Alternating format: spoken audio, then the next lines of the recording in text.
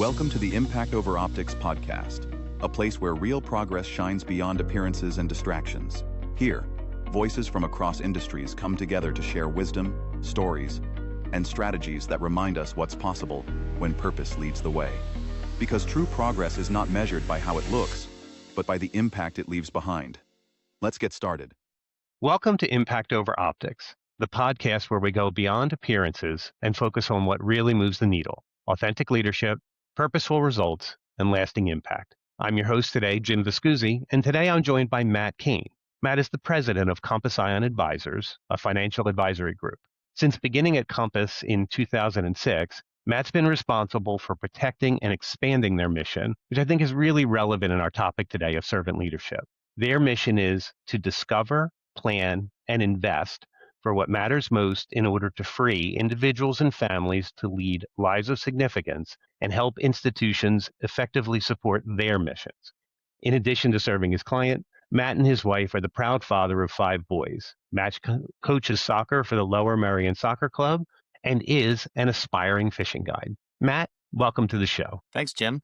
Thanks for the invite and for the surprise. I didn't even know you were doing podcasts these days. I appreciate that, Matt. It's been a fun thing with, Mr. Detweiler, one of the other members of your firm. And it's been a really great mission for all of us to be able to speak to people like yourself and just kind of share things that we've learned together over the years. How long you been at it? So we've been doing the podcast now for about 6 months, and we started at the end of last year. I think you're going to be episode number 32, if I remember. Awesome. We put them out about once a week, right? Great. Yeah. So Matt, we've worked together for a lot of years, and I've really been able to see you and your team's commitment to that mission statement I read a moment ago. Yep. I think some of that commitment comes from the tone you set as a leader. So I'd like you to start out by, can you just describe your leadership style today, and how did you grow into it from where you started? Sure. I'd say in the current role I'm in, I'd describe my leadership style as reluctant in that circumstantially, this is the best job I never wanted. Which sounds so upside down in a world like wealth management, where I do have some positional leadership with our team of 20 and 2 offices and 1,000 clients and managing financial affairs around the planet. You'd think that it would have taken a whole lot of explicit, intentional entrepreneurial spirit. And it did at times, but 20 years ago, in 2005, I left a nonprofit organization that I work with high school kids. And leaving there, I thought I was going to go to seminary. I thought I was going to conquer the world from a completely different direction. And I looked around, and at the time, Kim and I had 4 boys. Then soon in 2007, would have 5. We just couldn't figure out how to have girls.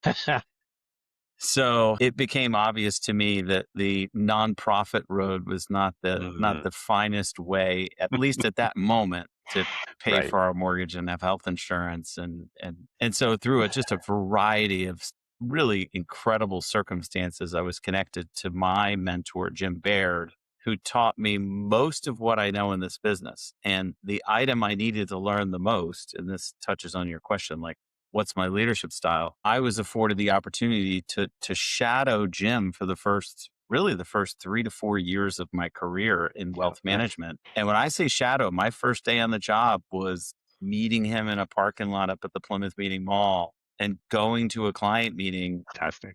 I didn't even get to go to the office right away. He just baptized me immediately in the first 90 minutes of play. And that parking lot ends up being an image for me of going to a place I would never intend to go, where in my mind, I thought I would go to an office. I thought I'd be dressed up and sit in a cubicle or an office. And Jim, almost immediately, without actually having to say anything about this particular principle, he immediately took me where the client was, quite literally, nice. right? And I've not quite made this observation this explicitly before, Jim, but in asking me this great question about servant leadership and my leadership style, what Jim modeled to me, and there's a bunch of different things that as we talk this morning, we're going to bump into a bunch of these principles. But I think the leadership principle there is not just some generic commitment to client expectations. It's the specific commitment to client relationship. Yeah. And Jim, who's wired really differently than I am, He's a Brown undergrad. He went and got his MBA at Wharton. He's brilliant intellectually. And if he's listening to this podcast, he's going to be mad at me for saying that out loud on a hot mic. He's extremely humble guy, really understated. You know him. I've met him. Yeah. And my leadership style, at least if I could say my personality, would not opt for that particular leadership style, right? Right. We're familiar with John Maxwell's quote that leadership is not position, it's influence. Yes. And Jim modeled beyond the position that he had as founder and really the lead guy of our team at that time. He modeled a commitment to client relationship that went beyond platitudes. And so I literally had a notebook. I wasn't even licensed yet. I just followed him around and I just learned. And I wasn't always happy about it. So I have a lot of phone calls that come to me from 20 somethings who want to get into wealth management. And they're oftentimes very restless to sit in the same job for more than 12 or 24 months. And one of my principles for understanding where we might serve vocationally in the marketplace is sometimes you have to do what you don't want to do to get what you need, Yes. not what you want. And there's a certain element of a long obedience in the same direction to get to a place where you can discover what your leadership role is going to be, whether that's in the marketplace or for me, I thought it was going to be in full-time vocational ministry. Mm-hmm. And I was wrong. I was wrong. I thought the highest and best use of my time was running around with high school kids all around the planet. And Kim and I did that as volunteers for 7 years, on staff for 10. I thought that was in my bones for the rest of my life, and really got thrown for a loop to be introduced to Jim and to be where I am now. It's not a straight line by any means. And so my alma mater's invited me back to speak on entrepreneurialism. And they're like, so what did you do? What was your master plan? How did you cobble together this? How did you do this? And I'm like, well, first of all, I didn't. As I opened with Jim, I didn't want the job. Mm-hmm. I didn't like the industry. And I certainly didn't have a mindset to lead this particular entity, and really didn't formally until 2010. Right. So that's probably more than you bargained for, No. but you got me talking about Jim Baird. It's an easy way to riff. I love it. And one of the things, Matt, that you, like you said, you've never told the story. I've certainly never heard it in the way you shared it. But as I was listening to that, I was thinking about how your commitment to mission and all the things that you had done actually found a great hook in the authentic way that Jim really took things forward to his clients. I think that's amazing because he showed you. He didn't tell you. He didn't have a principle statement. He just showed up every day to be where his clients were. And that was an authentic, amazing way to serve them in that fashion. And I think that was really that nice tie-in. So you mentioned a couple of times, Matt, that you thought maybe you were going to go to seminary rather than go into this particular role. So that's right. When we think about servant leadership as a concept, do you think that's maybe easier to approach from a faith or a personal ethic within that regard? What's your thought on that? Great question. I've thought about it a bit, and I was up late last night. This is my big disclaimer for our podcast conversation today. Kim and I got 8-week-old puppies last week. We're honest about what we're doing here. We just, we raised 5 sons. We're empty nesters, and so we go get puppies to fill the hole, right? So I'm a little sleep deprived because she's out of town for her master's education and classical education, which is a whole nother podcast you should have with Kim Kane. Yes. She's crazy in all the right ways. So I was literally like I was babying a human child. I was on the floor of my kitchen at midnight last night, coaxing a puppy to go to sleep. So if there's anything weird about anything I say today, I'm blaming it on the puppies. Sleep deprived. Got it. Yeah. So is it easier to think about servant leadership from a belief foundation? Sure. Mm-hmm. And I think the reason for me it's easier is it's really a question of first things, right? So when I think about leadership in particular, and I think about servant leadership, which is a funny combination of those two words, I immediately, on the kitchen floor last night around midnight, I was struck by this concept. All leadership is servant leadership. And the reason it's all servant leadership isn't because we're forced to serve in a healthy way in every situation, because we're not.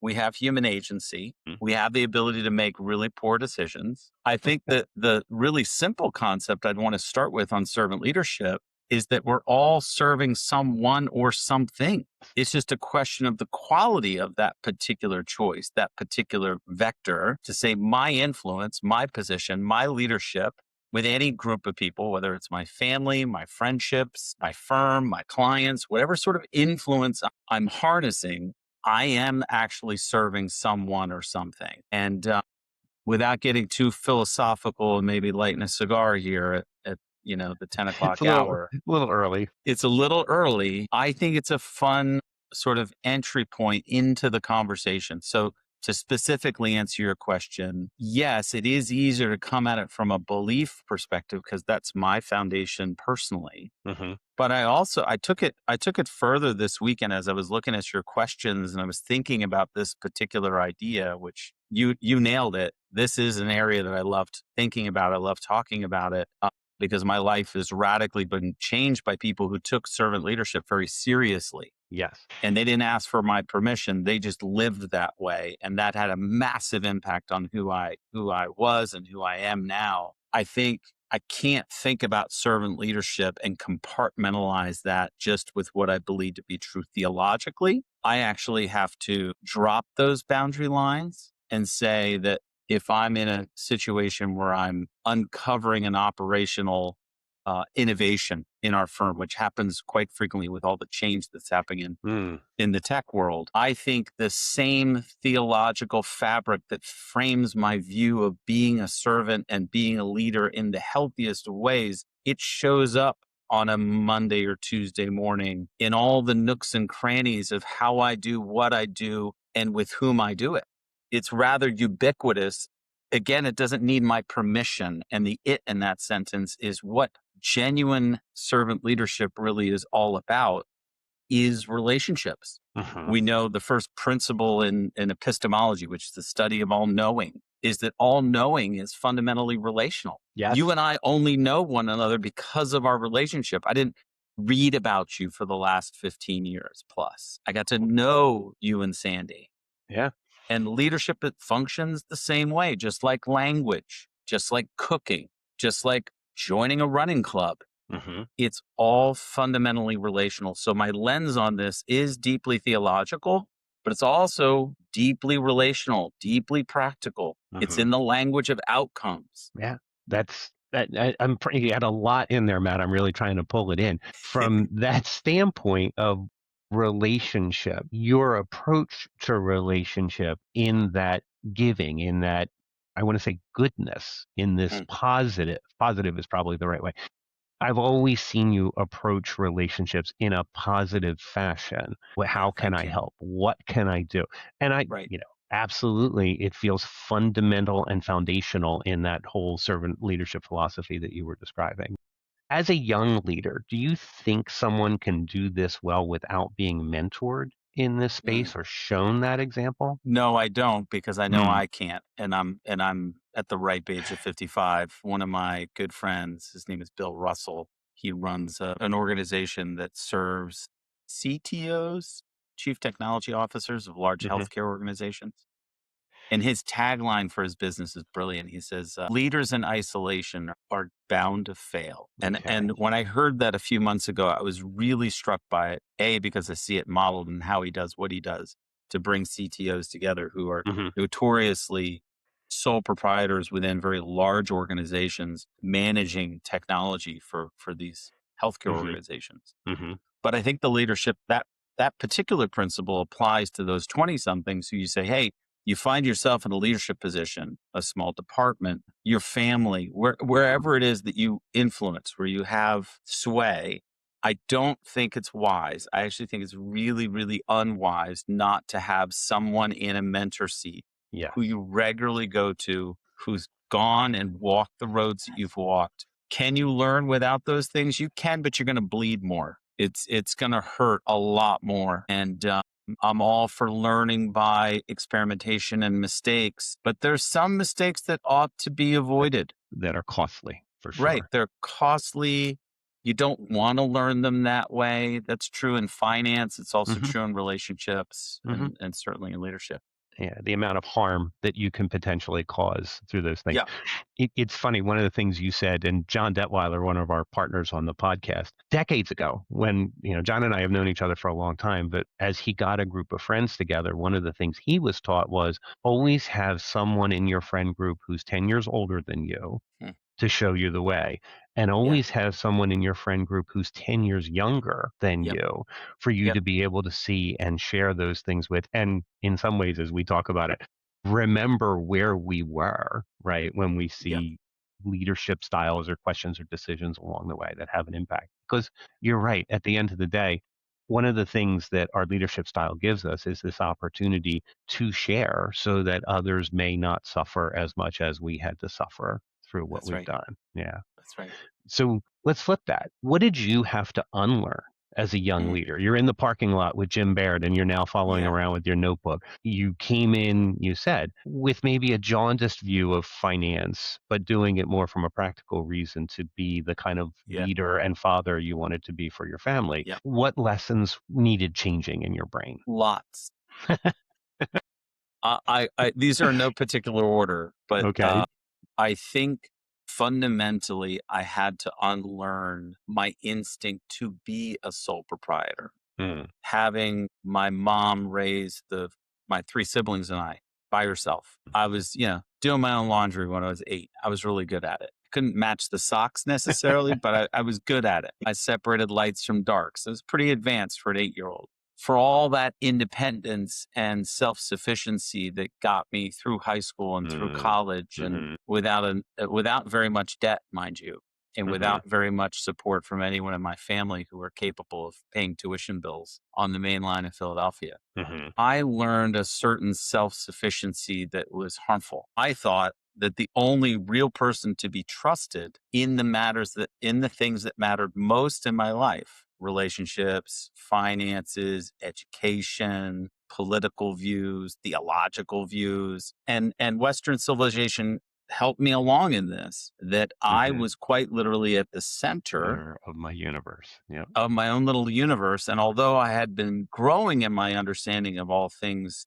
belief and all things relationships as a young 20 something, by the time I get to 35, remember, this is my second career. My first career was in full-time vocational ministry with high school kids. By the time I get to Jim Baird in the parking lot at the Plymouth Meeting Mall, I have an overinflated view of my own ability to meet my own needs, form any given opinion, and get the job done. And by entering that space with Jim and the team here, I very quickly came to realize I didn't know enough to help anybody in the area of financial advice, estate planning, insurance, cash flow, you name an area where we sort of put our noses down and help clients think differently about money. And that was really humbling for me in a very practical way. I remember showing up to those first few meetings, really the first several dozen over the first several months, where Jim would turn to me and be like, Matt, do you have any questions or thoughts? And I was like, yeah, I got lots of questions, but I'm not the client. I'm actually supposed to be an advisor.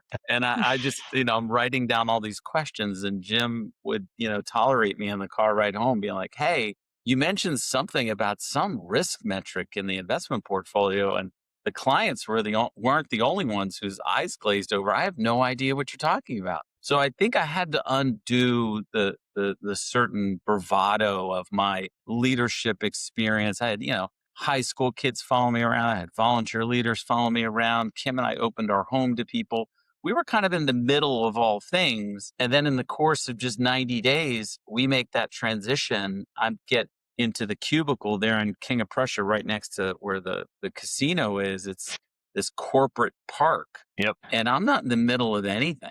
I'm just in the middle of like a complete reframing of how I think about work, how I think about details. So the other thing, very practical thing I had to unlearn, is I wasn't very organized. I just sort of showed up, I winged it a lot, right? I had a talk. Notoriously, if I have a talk to give in front of any audience, I'd have these little note cards back in the day with just 5, 6, 7 bullet points. I'd be like, yeah, I got it. I'm half Italian. So if I just have the hand motions and some energy, the talk will come out. Carries a lot. Yeah. Yeah, it carries a lot. Whereas you show up to a conference room and somebody's financial future is kind of hanging in the balance because they don't know Right. what to do. You actually have to know what you're talking about. Got to And know your you stuff. have to Yep. deliver expertise, and you've got to prepare a lot of information and have it be accurate and helpful. And I'm telling you, that took me, I'm a slow learner. It easily took 24 to 36 months for me to be helpful in a meeting. In hindsight, I'm probably underestimating the timeline too. It took so long for me to really grasp the value proposition of what an advisor did, because for a long time, I didn't mention this. I don't even mention this in my bio. I did get 3.5 years on the institutional side of the business with SEI investments, helping banks bring products to market. And the key word there is products. I also had a short little stint with Merrill Lynch, long enough to be like, I don't want to have anything to do with retail, because retail looked like a transaction. It looked like, here's all of our products, here's all of our clients, put them together, good things happen. And that conflict of interest really soured me. So between my overly independent orientation to all things, to my lack of organization, and to the foul impression that I had that Jim was going to force me. I was worried in those first days. I was like, Jim, are we selling anything? Like, I got a question. Are we selling? What are we selling? And I don't remember his answer, but knowing him now, I know what his answer would be, which is that we're not selling anything. We give advice, and products may or may not be needed. No offense to life insurance or, sophisticated estate planning tools. Advisors are not salespeople. And I had to unlearn that. I just had been catechized in the broker dealer world and thought that my value was the next commission that I'd bring to the table. And Jim was like, no, we don't, Yeah. that's 20 years ago. We don't do that anymore. Or at least he didn't. Well, and that's amazing, because I've always seen that in you, and it is so in line with the concept of service versus what you were talking about in the other brokerage, which is just a transactional sales mix of, I might be able to get you to buy a product. What I Right. hear all of that is, I've showed up today to give you the best advice I possibly can. I am here to serve you and serve that mission. And I have always loved that about the way you and your whole team have embodied that Yeah. particular Thank way you. from Jim. Yeah. I think So, you're prompting the other thing I had to relearn. I just thought of a fourth, because the list is long. I can at least share one more. I had to learn to, and it's funny because I interrupted you and I'm about to share this principle. I had to learn to listen. I wasn't an active listener. I was great at communicating ideas. I was great at leading people explicitly, saying, hey, we're going from point A to point B. Come follow me. We're climbing a mountain. Let's get it. And one of my favorite executive coaches over the years, his first name's Pepper. Hard to forget that guy. He's wonderful, wonderful man, great friend. He called it applied empathy. So it was empathy and action. So it was that thought of active listening. But he modeled that to me and pointed that out as really one of the most valuable things that we do as advisors, is to make sure we're solving the right problem. Don't come into a conversation with a 50-page PDF and expect to answer everybody's issues. You probably don't even know what the issue is walking into a first meeting. Right. And I just have to hold loosely to that and stay as empathetic, stay as curious as I possibly can, as long as I possibly can. Yeah. And then allow yourself to know the right action after you have listened along the way. That's great. Yeah. I had to unlearn that. Okay, Matt, you have been amazing at covering a lot of pieces of this topic. But if there was one takeaway you wanted somebody listening today to go away with, what would close that for you? I think to put a bow on servant leadership is to acknowledge where we started, that in the world of human relationships, both in and out of the marketplace, the choice we have to serve someone or something is among the most important decisions we'll ever make in our lives. And so, like the law of gravity, I think there are wise ways to lead. There are really wise ways to serve. And the fulcrum for me, it's overly simplistic, but perhaps the most helpful thing I can share about my experience is that when I've chosen to forget myself, forget what I need, what I think I want, certainly what I think I deserve or am entitled to, that turns what the world suggests to me all day long on screens of various sizes that are quite literally, they're communicating a message to me implicitly and explicitly that the world doesn't operate that way. That true servant leadership is to orient one's life in such a way to be entirely self-actualized by the self. And in a world of, as my friend Andy Crouch will call it, the world of instant everything, we want to put ourselves at the middle, and the world is there to help us do that really well, assuming you have really good Wi-Fi signal.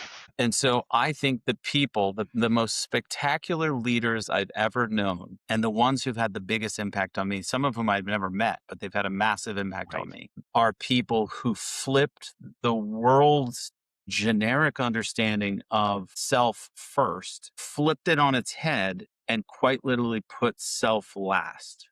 And those are people who, when we follow them, quite literally our lives are changed. The quality of relationships, the way I spend my time, the way I spend my money, the way I relate to Kim and our 5 sons, the way I relate to my puppy when she's crying at midnight last night. All of those things are reoriented when I get the order right. St. Augustine talks about this in his writings. He calls it ordering one's loves. If my Latin were better, I'd share that phrase in Latin, something like ordo amoris, ordering of loves. And I think when we get our loves ordered right, I think this is what Augustine was suggesting, we actually find what human flourishing looks like, right? Human flourishing is actually found when our passions, our loves, are rightly ordered. And so in our friendship over the years, Jim, when we have decided, and you do this all the time, and I'm flattered by it, when we are oriented to the other and not to ourselves, we find that our relationship over the last couple decades has actually grown. It's flourished. It's one that we enjoy. And when we see each other, we're like actually smiling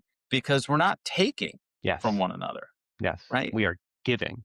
Absolutely. Together. So it's the most practical expression of high-flying theology I could ever sort of point out, is that human relationships function better, quite literally function better, are more enjoyable, you flourish when you get those loves ordered rightly. Yes, because it brings you peace. You are aligned with purpose, aligned with the way we as humans, I believe, are wired to function, and always give ourselves the grace to be that for someone else. Matt, that is astonishingly fantastic. A great summary and a good place for us to wrap up. My friend, thank you for joining us on the Impact Over Optics podcast and for being as open and thoughtful as you've been today. It's been an amazing conversation. I really am super grateful for your time. Thanks, Jim. I'm Jim Viscusi, and remember, authentic change always outlasts appearance. So until next time, lead with purpose and peace and authenticity and leave a real mark. Thank you. Thanks again for joining us on the Impact Over Optics podcast. We hope today's insights sparked fresh ideas and reminded you of the power of purpose-driven work. Please share this episode with others who believe in real change, and join us again as we continue to look beyond appearances and focus on the impact that truly lasts.